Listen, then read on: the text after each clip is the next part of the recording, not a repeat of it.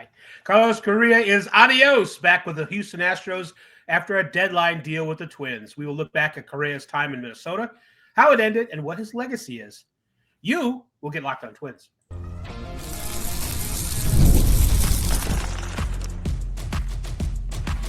You are Locked On Twins, your daily Minnesota Twins podcast. Part of the Locked On Podcast Network, your team every day.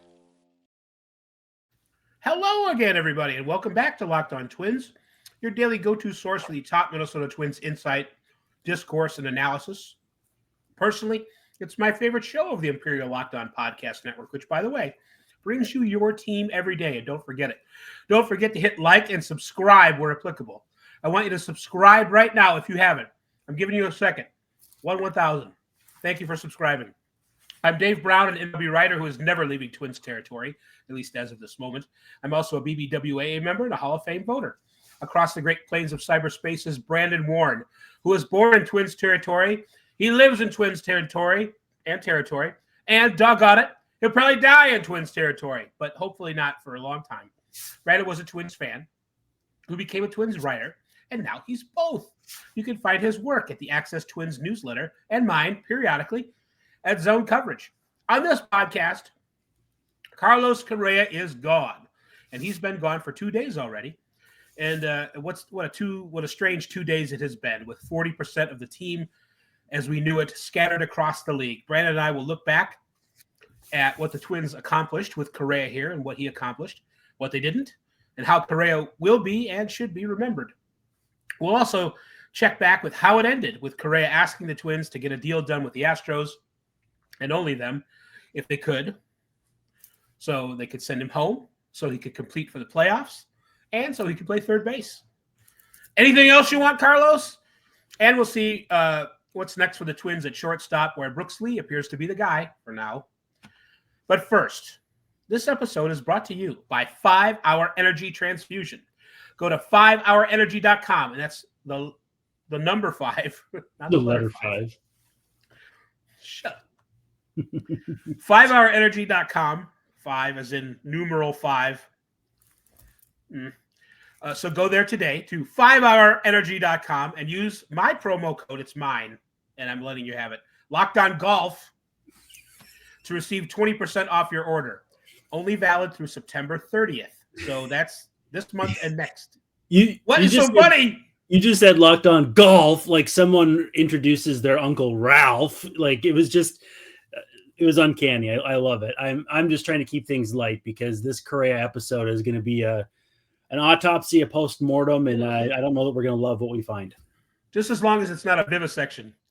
Only valid. That offer, by the way, is only valid through September 30th. So it's this month and next month, and then you're out of luck. Order transfusion-flavored 5-hour energy shots today, but don't do it until you've subscribed to the show. Yes, and liked it. Yes. Carlos Correa is, and what are we going to talk about on this show? Carlos Correa is, didn't I already do that? I already did that, yes. It's crazy what's going on here. So Carlos Correa is gone. He's been gone for a couple days. Everybody's checking Twitter, and if you got the MLB package, you're sort of going back and forth between the Twins game, or maybe you've given up on the Twins. I don't know. Hopefully not if you're here. But you want to see what Correa looks like in an Astros uniform. We have no idea before. It's never happened. So got to go check out Carlos and the Astros duds at Fenway Park, where he got a standing ovation and booed at the same time. I saw conflicting reports. It probably all happened. It just depends on where you're sitting in the stadium. There are lots of Astros fans there, and they were very excited, at least so far, to see Carlos. I think he went 0 for 4 yesterday. And he came up today, and there was he got on base a couple times. He scored in the first inning after a home run. Christian Walker went deep, but he's also, grounding out and doing it. It's kind of like how it's gone so far for this season for Carlos at the plate for the Twins. So you can take the man out of the Twins, but you can't take the Twins out of the man. I don't know. So that's just been strange because you go to the Phillies game and you look for Duran, and he's got his entrance program. The Twins sent it over with Duran in the trade. He carried it in a suitcase, handcuffed to him on the plane, and then they plugged it into the Citizens Bank Park computer and freed Princess Leia. And also Duran was able to see the spider show with the fireworks and not fireworks, but you know what they do. Yes. So and Danny Coulomb looked great for the Rangers in his first outing, and Louis Varland got some outs for the Blue Jays. It's just if you're a fan and you want to like keep track of how the Twins are doing, now you got to watch like 8 games to do it. So thanks, Valvi, for that. What we're going to concentrate on is the Carlos Correa legacy with the Twins. And I don't know, Brandon, are you going to treat him? Are you more like Willie Castro with Carlos right now, or are you like looking at some of the things that were accomplished that were positive while he was here? Where are you falling at first on Carlos's legacy? I mean, there weren't many, and if we're fair, there was the playoff. Is that all? Did he have something to do with them winning the playoffs? I'm saying though, I forgot about that. Right, but that's also 2 things, and then a handful more in a stretch of 449 games with the Twins. I mean, so here I did bring some statistics with me. With no runners in scoring position, he had an 839 OPS with the Astros, 805 with the Twins. Fine, that's variance, whatever. But with runners in scoring position, 277, 363, 465 with the Astros, 828 OPS. With the Twins, 253, 345, 366. Slugging 366. 5.2% of his home runs, his hits with runners in scoring position were home runs with the Twins. That was almost 15% with the Astros. I don't think it's revisionist history or even looking back on something that we all were noticing in the moment, that he just didn't come through in the way we expected a player with his DNA to come through in big spots. I think the idea that it was maybe someday going to come back together, I get that. But I also wonder, there's probably a non-zero chance that he's just this version of himself now, where he's not going to hit for much power. He'll take his walks and get a few hits, but with that and defense, where depending on the position is going to be valued differently. Funny thing about that, he was back at shortstop today. I don't know. I think you can look at the data and objectively say, yes, he was a solid player for the Twins, but if they wanted to say they didn't get what they were expecting and fans wanted to say that, I don't think that's unfair.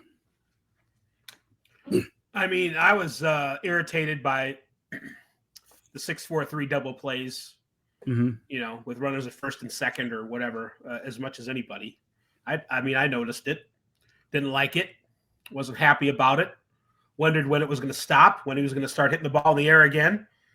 He was better this season, let's say starting in May, got a little hot in June and July, and but still didn't get so hot. It's kind of like my Trevor Larnach arguments about how, he's good against right-handed pitching, but he's not so good that it's like you can play him every game, or they probably should trade him. So it's not like Carlos's hot streaks this past year anyway made up for a lot of the they needed him to come through because a lot of other guys weren't. It was basically like Buxton, and that was it. And lots of other guys have been not, and they're paying Carlos enough, and enough is expected of him that we wanted him to be more the kind of hitter that he was in the playoffs with the Twins and with the Astros, and he just wasn't, like you said. Yeah, and I mean, I don't think it was unreasonable to have those expectations. With the Astros, 46 go-ahead homers, 122 go-ahead RBIs. With the Twins, 20 go-ahead homers, 50 go-ahead RBIs. So again, also a 52-point drop in OPS, almost all in slugging percentage between his time in Houston and his time in Minnesota. BABIP is the same, but dropped off on the power extra base hit numbers. when you get a guy who's good defensively and a good hitter, in your mind, you're kind of like, oh, well, he doesn't really show his speed, but we don't really need that. But like when that power goes or the defense slips a little bit or the defense necessitates that you think that you should have been playing third base, more on that in a little bit. I mean, I thought that at the time, what was he, 27-year-old shortstop superstar was about the safest bet that you could ever spend free agent money on. And it still feels like it blew up in the Twins' faces. Am I wrong for saying that? No. And so it did blow up a little bit in their face, yes. Well, then it makes going into free agency and doing what they did that much more difficult. Again, these are billionaires spending money and all that stuff. I'm just saying, though, they picked one of the safest investments you could imagine the first time around. And yeah, but remember how they got him, because the Giants and the Mets are like, hey, I mean, wait a minute, why are you bionic? I mean, the first time around. And then the second time, yeah, the things fell through. But I think the structure of his contract mitigated that enough that I'm not thinking about that all that much, because he was still not 30 yet when he signed that deal. And they were only locking him through like age 34, which is unheard of to have a contract for that good of a player that doesn't go well into their 30s. I mean, Bryce Harper's deal isn't he like 60, 61 when that thing ends? The year 60, 61? Wow, that's a long time in the future. Yes, it is. All right, we have to talk a little bit more about this when we come back, and we'll also discuss Carlos's comments about how, I've been talking to the Twins about how we need to get another shortstop in here, and they didn't. I mean, the way the poll ads are trying to sell the team, no wonder they didn't bring in another shortstop. Also, there's a matter of Royce Lewis being over at third base. That's kind of the elephant of the room there. But let's take our first break and then talk more about Carlos Correa and the Twins saying au revoir. When it's time to fuel up and turn it up with 5-Hour Energy Transfusion, brings the bold grape, ginger, and lime flavor of your favorite golf drink, minus the alcohol, into a quick, energizing shot. Whether you're sinking birdies or making memories with your friends, if you're me, shanking it everywhere in the rough and in the sand traps, you name it, I have absolutely obliterated it with my swing. But with this, you still have a hole-in-one for your energy game. Let's be honest, some days on the course or even off of it are ones where you just need that extra boost to stay sharp and energized. It's especially true if you're someone like me out there needing to stay sharp when your swing isn't that good to begin with. You got to focus on putting, focus on putting the ball in the hole. It's as simple and foundational as it sounds. And guess what? I am terrible at it. But golf is all about good times with good people and good flavors, of course. The grape, ginger, lime flavor gives you the best parts of your clubhouse go-to without chasing down the bev cart. If you go to 5hourenergy.com today, that is the number 5hourenergy.com. You can use my promo code and Dave's promo code, I guess, Locked On Golf, to receive 20% off your order. That offer, though, is only valid up until September 30th on one order and cannot be used with other promotions. The code is not good on subscription orders. But whether you're meeting up with friends or trying to turn 18 holes into 36, get the energizing boost you need to power through. Order transfusion-flavored 5-Hour Energy shots today. Locked On Twins has returned. I want to look at some numbers myself. Brandon, Carlos Correa went 3 for 7 with an RBI against the Blue Jays in the wild card series against the Astros. Didn't hit any home runs, but he hit 3 doubles. Went 6 for 15, hit 400, 438, 600. The Twins did not win that series. They won 1 game out of 4. The Blue Jays series, they swept their first playoff victories in a long time. 19 years. 19 years. 18 games, 19 years, yep. So I just want to make, Carlos Correa probably made the best defensive, I think it was the best defensive play that the Twins have ever made that was caught on film in a playoff game. The out of nowhere backing up on the errant throw in the infield and getting the runner at the plate. That's one of my favorite plays of all time. It's you have to be careful though. There's Kirby Puckett's robbery, and there's the throw back to first where Ron Gant very clearly overran the base, and Kent Herbeck was just helping. Well, him that's out. not that. I mean, that was a nice play, but Carlos's athleticism, yeah, Kirby Puckett. I'm just saying, Twins fans are not going to be rational about this, and I need you to be aware of that.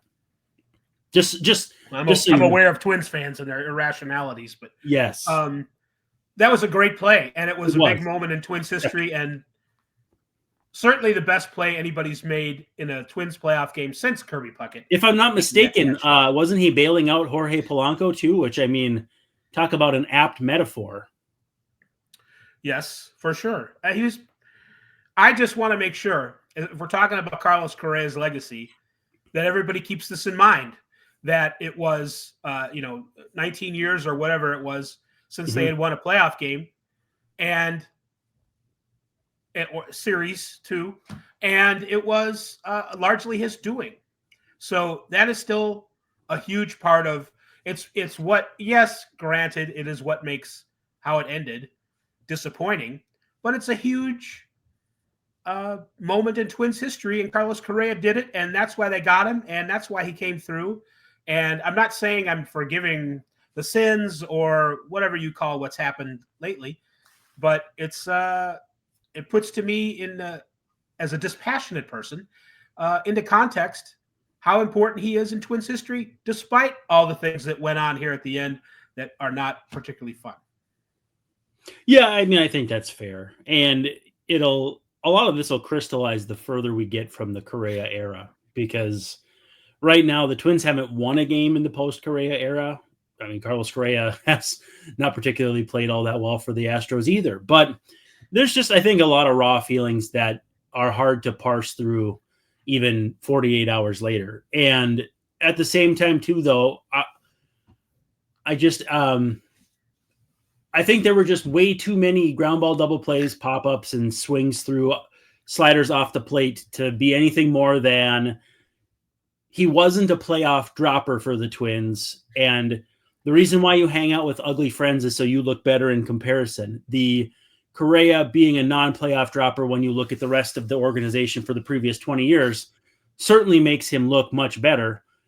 But it wasn't like he got anywhere close to the heights he had in any of his playoff runs with the Astros. And again, maybe that's not a fair comparison because the Astros and the Twins, separate situations, and you really do have to keep them separately. But it felt as though he was going to be someone that raised the water level for everyone. And my last memory of the entire season this year was that water level stayed so low despite the talent. And again, you can say it's not fair for all of that to fall on him. They talk about him being in meetings with players as the mitigator, the referee.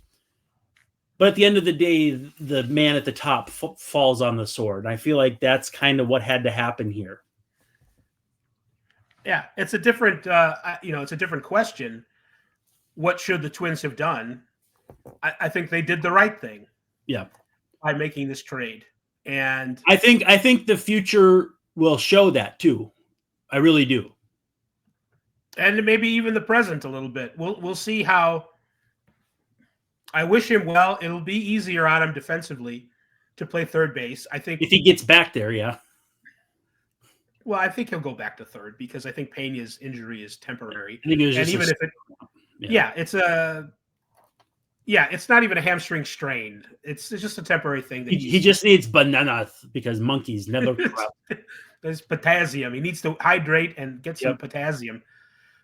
Ultimately, Carlos will be at third base. Yeah. Which is where I think even on this show, I might have mentioned, looking at his metrics a little bit, maybe he should go back to third. I can see it happening pretty soon. Well, and him and Culpepper on the left side would have made a lot of sense. I mean, it would have been a fun infield. Well, you're forgetting about Brooks Lee or about Royce Lewis again, Brandon. Play first base for me. I don't care. First base. I don't know about that, but maybe he ends up there. But it makes sense for Carlos to go. He's bottoming out at shortstop with as far as the metrics go. If you look at Fielding Bible, if you look at StatCast, he's not good either. It's not like we can even get them to disagree that, well, maybe this one system thinks Carlos is better at short. It wasn't good. It wasn't pretty. And it was happening this year.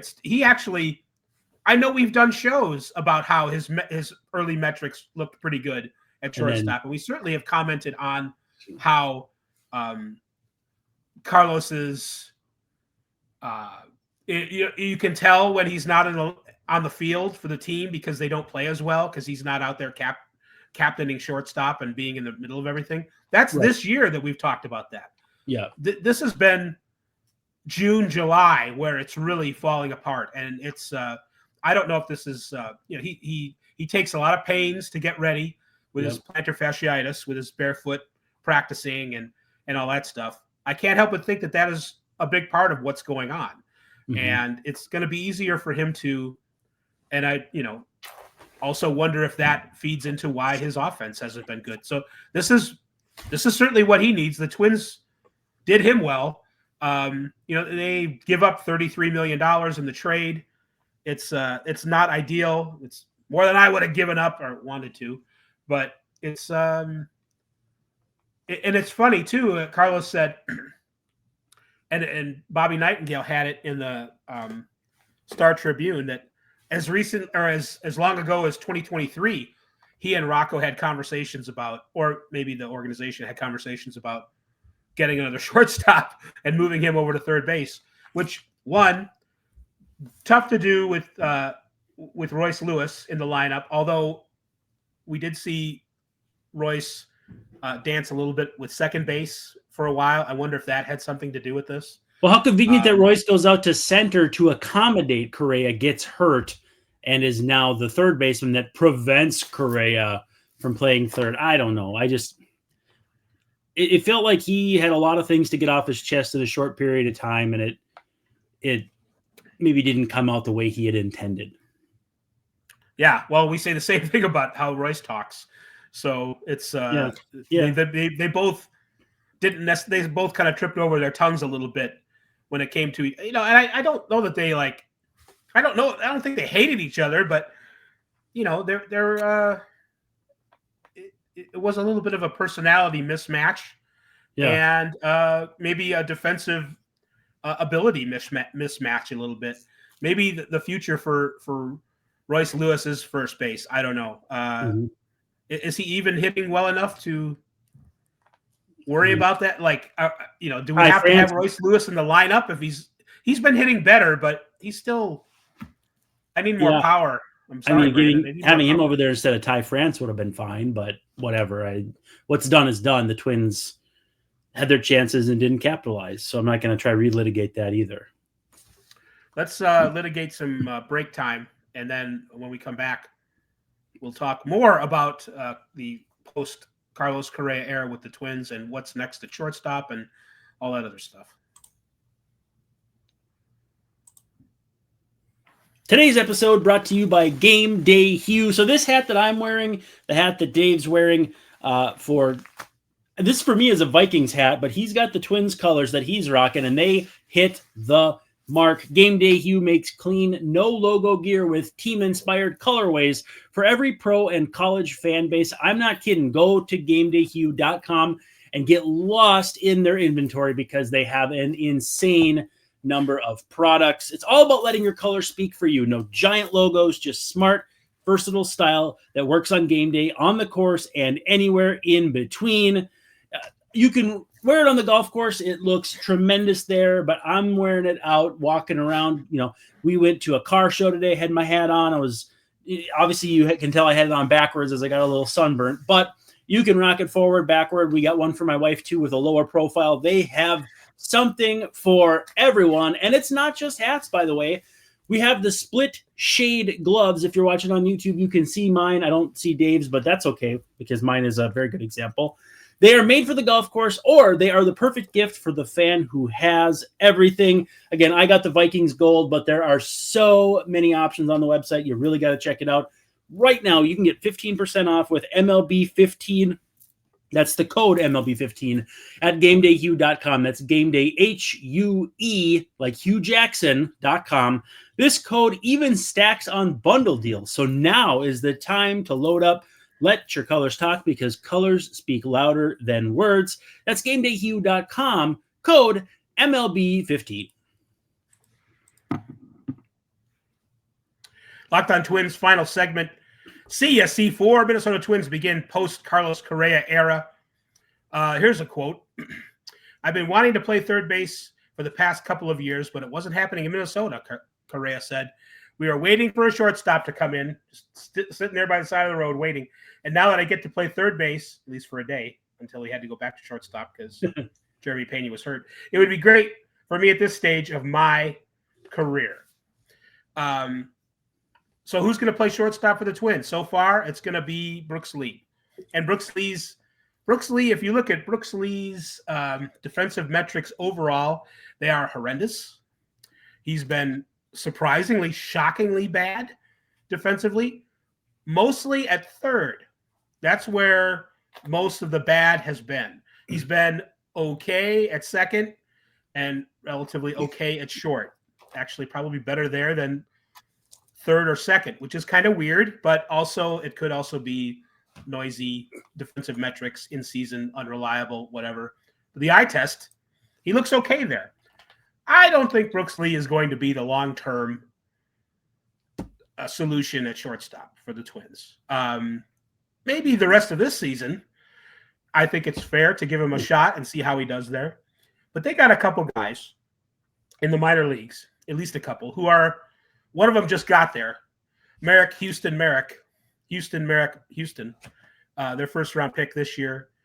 And Kalen Culpepper, their first-round pick a season ago. I asked some Twins people who follow the minor leagues closer than I do, J.D. Cameron.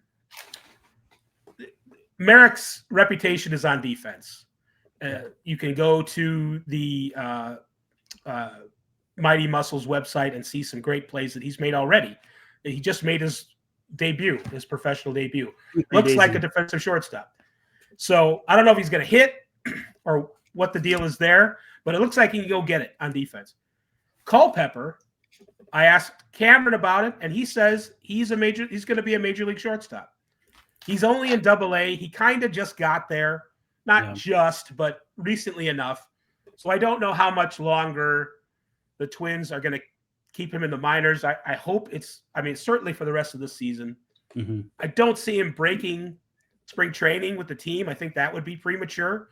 Sometime next year, I see Culpepper being ready for the majors, and maybe Merrick too, if he's hitting well enough.